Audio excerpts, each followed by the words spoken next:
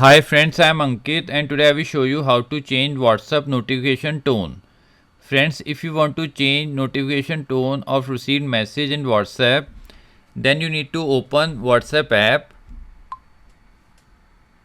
Now here you need to press on the three dots. Now press on settings.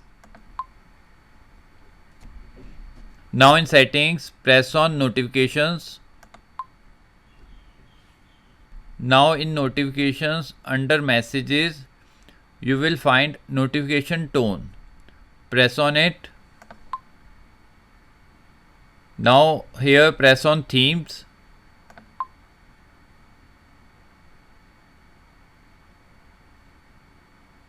Now here you will find many options. You can select pre-install ringtones. Now here you will find list of ringtones.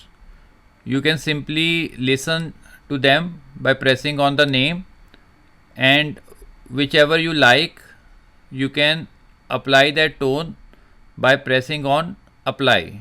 So friends, like this you can very easily change notification tone on WhatsApp. I hope you find this video useful. If you like the video, then press on like button and don't forget to subscribe our channel and press on bell icon to receive email notifications free of cost.